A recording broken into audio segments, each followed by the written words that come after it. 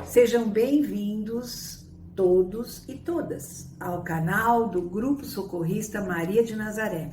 Um canal que foi idealizado para a divulgação do Evangelho segundo o Espiritismo. E essa divulgação ela está chegando agora no seu finalmente, né, que são os dois últimos capítulos, o capítulo 27 e o capítulo 28, que falam do mesmo tema, oração, prece, de tamanha importância que Kardec ele vai deixar isso para o final do seu trabalho, quando ele acabou a codificação do Evangelho segundo o Espiritismo.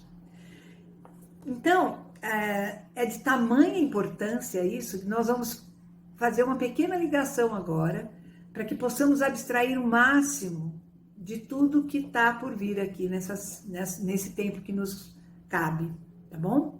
Então, vou pedindo a todos para serenar bem suas mentes, seus corações, se ligarem a Jesus amado, nosso Mestre querido, pedindo a Ele, com sua luz bendita, que nos envolva no seu amor e que possamos ser multiplicadores deste amor, multiplicadores da sua sabedoria, das suas atitudes, exemplificando em cada momento de nossa vida o pouco que sabemos sobre tudo que Ele nos deixou. Que assim seja, graças a Deus. Bem, gente, a oração é uma coisa assim extremamente importante, a gente sabe, principalmente agora, nesse momento transitório que nós estamos passando no nosso planeta, como a oração nos fortalece. Orar a oração não é algo que Deus precisa. Quem precisa somos nós. Nós que precisamos ser educados para poder estar nessa comunicação, na conexão com o nosso Pai Maior. E aí, a gente procurou a definição de oração. Então, o que é uma oração? É uma mensagem oral, espiritual, de pensamento, pode ser escrita, dirigida a uma divindade e por três motivos: pedindo, agradecendo ou louvando. Bonito, todo mundo sabe disso. Aí eu fui buscar dentro da doutrina espírita o que espíritos benfeitores falam sobre esse assunto, sobre o tema oração. Então, primeiro, André Luiz, ele vai dizer que a oração é a luz na alma, refletindo a luz divina. Ele diz também que nas dificuldades a gente não pode esquecer da oração, procurando nessa oração a gente se firmar, a gente vai se envolvendo com bons espíritos e vamos formando uma conexão ali, que vai nos fortalecer. André Luiz fala muito sobre isso. Meimei, ela diz o seguinte, que a oração nem sempre nos retira do sofrimento, das aflições, mas com certeza ela nos fortalece para que a gente passe por esses momentos, passe por essas situações, e assim a gente vai crescendo espiritualmente, vai evoluindo, que é essa nossa missão aqui, evoluir um pouquinho, né? Bezerra de Menezes, ele diz que a prece jamais é um monólogo. Pelo recolhimento na oração, eu vou me envolvendo numa conversa entre a criatura e o Criador. E que jamais a gente fica sem resposta. Olha que lindo. Chico Xavier, nosso querido Chico Xavier, com a sua humildade, ele diz assim: mesmo que não soubermos o que pedir ao Pai, se houver amor em nossos corações, receberemos até aquilo que a gente nem pediu. E por último, vamos falar em Jesus, né? Quanto que Jesus falou em oração. Tem uma frase de Jesus, são várias, né? Mas assim, diz assim: quando orardes, entra no teu quarto íntimo e ora em segredo. Nós temos que orar para Deus. Deus é nosso confidente. Olha isso, a confiança, é a fé. Eu estou confiando no Pai Supremo. E ele disse também, uma outra frase de Jesus: quando orares, não vos assemelheis aos hipócritas, que afetadamente oram para serem vistos pelos outros, porque eles já vão receber o seu pagamento. Tem até aquela parábolazinha do fariseu e do publicano, que os dois entram, um fariseu e um publicano entram no templo E aí o fariseu, todo cheio de pompa, fala, ai, Senhor, abençoa-me, porque eu sou um homem bom, eu jejuo 2 vezes por semana, eu pago dízimo, eu não sou igual a esse monte de homens que são mentirosos, que fazem coisas ilícitas, que fazem coisas ruins, eu sou tão maravilhoso, abençoa-me, Senhor. Enquanto que o outro pobrezinho, publicano, todo humildemente, se ajoelhou no templo e falou, misericórdia, Pai, tende piedade de mim e dos meus pecados.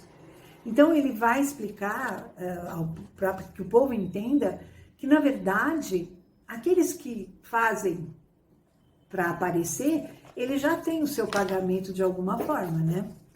Então, é uma frase de Jesus. Outra que Jesus fala que é muito interessante, quando você for orar, se você tiver alguma coisa contra alguém, para tudo. Vai se reconciliar e volta. Porque isso traz o teu coração mais leve, mais brando, e a sua oração vai ser ouvida. Então, o hábito de orar, depois dessas todas as definições que eu passei para vocês, eu não precisava nem falar mais nada, né? Mas vamos reforçar. O hábito de orar é uma coisa muito importante, é uma coisa que a gente deve fazer parte da nossa vida e ser tão natural quanto o ato de respirar. É tão importante você colocar, na verdade, na sua oração, o que vale não é a forma dessa oração.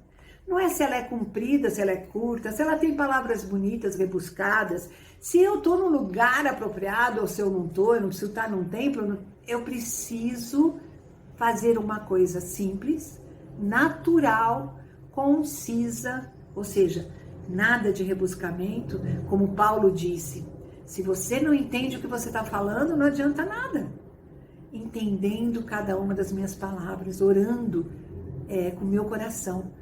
O meu pensamento é tudo. O que vale nas orações são os pensamentos. Lógico, a oração, como eu disse, ela não pode, ela tem que fazer a gente silenciar a nossa mente, que é uma coisa muito difícil.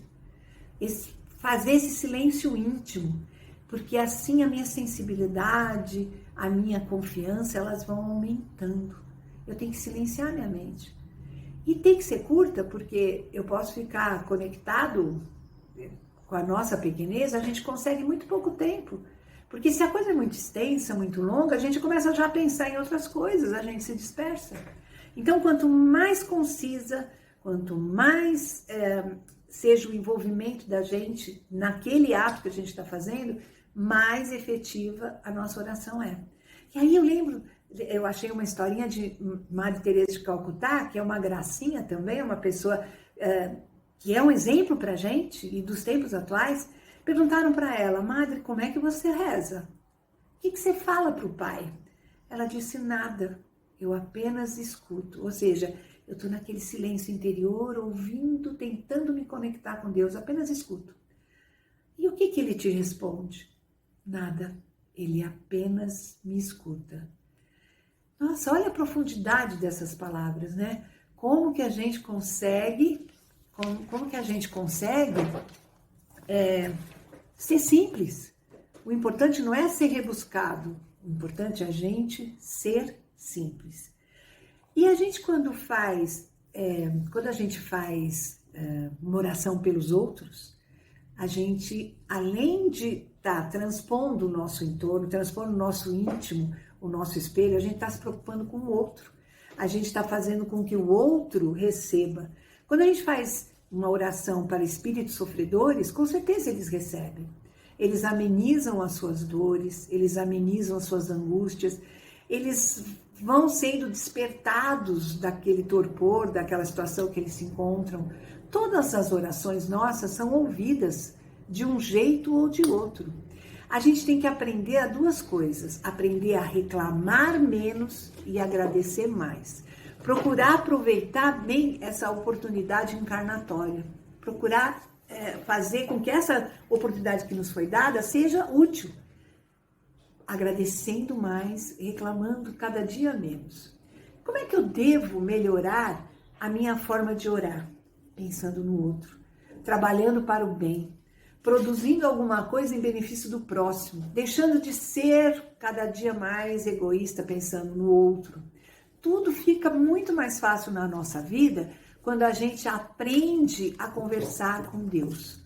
E é simples conversar com Deus. Deus está conosco, Deus está em todos os momentos do nosso lado. E lembrem das definições que eu passei para vocês. No capítulo 28, aparece ali uma coleção de preces. São inúmeras preces para inúmeras finalidades, divididas em 5 partes. Preces gerais, preces para quem está fazendo oração, preces pelos vivos, preces pelos mortos, prece pelos enfermos e pelos obsediados. E essas orações foram dadas pelos Espíritos não para a gente seguir a risca, mas para a gente ter uma linha, né, um rumo. E também para aquelas pessoas que têm dificuldades de colocar palavras, então fica mais fácil lerem, né?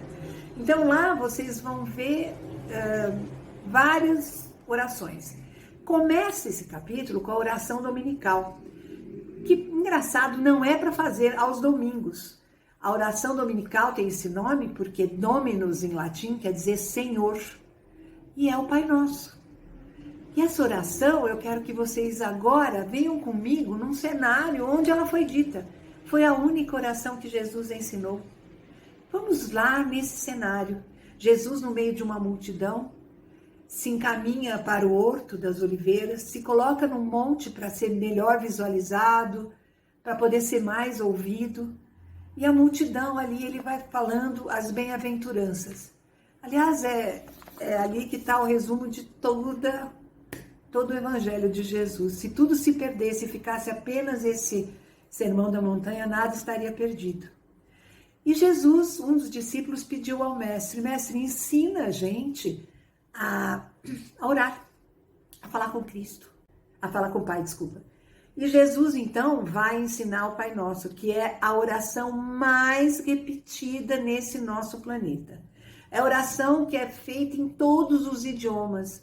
Todo cristão a conhece, todo cristão já ouviu, sabe fazer, mas será que todos nós sabemos o seu real significado? Então, Kardec ele vai fazer logo de cara, nesse 28º capítulo, uma explicação sobre o Pai Nosso, frase por frase.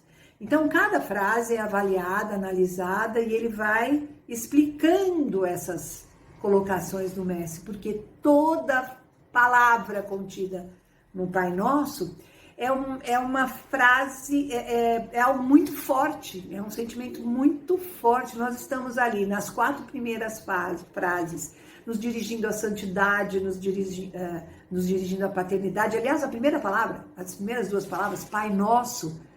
Gente, Pai Nosso, então ele não é meu, é seu, é de todos. Então todos somos irmãos, ele já está dando a nós a ideia de fraternidade. E as 4 últimas frases nos remetem ao reconhecimento de nossas necessidades. Necessidades materiais, como o pão, necessidades espirituais, como a gente está livre das tentações, e nos remete também à humildade. Então, a gente tem no Pai Nosso todos os ensinamentos que a gente precisa. É só a gente entender. Então, eu convido vocês a irem no capítulo 28, a buscarem nesse capítulo, lendo com calma, com muito carinho, e vocês vão ver a profundidade desse Pai Nosso. Então, para concluir, eu vou fazer uma leitura de um trechinho de André Luiz, porque a frase mais forte está por vir. André Luiz diz assim: na hora da crise, não te esqueças do recurso divino da prece. Quando tudo conspira contra teus objetivos mais caros, sossega teu coração atribulado e lembra-te de Jesus no Horto das Oliveiras, quando, orando em busca do amparo de Deus para as horas mais amargas que estavam por vir, ele disse com toda humildade: Pai, não seja como eu quero, e sim como tu queres. Sintam a fortaleza dessa palavra. Que possamos, gente, todos nós, usar a prece como um remédio sem nenhum efeito colateral. Que possamos fazer preces em todos os momentos e que elas estejam acompanhadas por atitudes transformadoras nas nossas vidas. Que possamos perder em cada prece Um pouco do nosso orgulho, da nossa arrogância, da nossa ganância, da nossa inveja, do prazer de mentir, da impaciência, do desânimo, do desespero. E aí vamos deixando lugar para que tomem conta de nós coisas boas, o amor. E isso vai fazer com que a gente ganhe bem devagar, conquistando degraus na nossa evolução espiritual. Nenhuma porta vai permanecer fechada quando a gente usar a chave certa, que é a oração.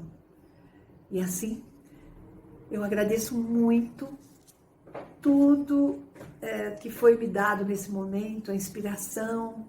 Eu espero que essas palavras entrem na casa de vocês, que consigam espargir a luz de Jesus em cada ambiente, que vocês sejam muito felizes e que a gente se encontre e continue com esse canal, divulgando os ensinamentos do Mestre Jesus. Que assim seja, fiquem bem, fiquem com Deus. Graças a Deus.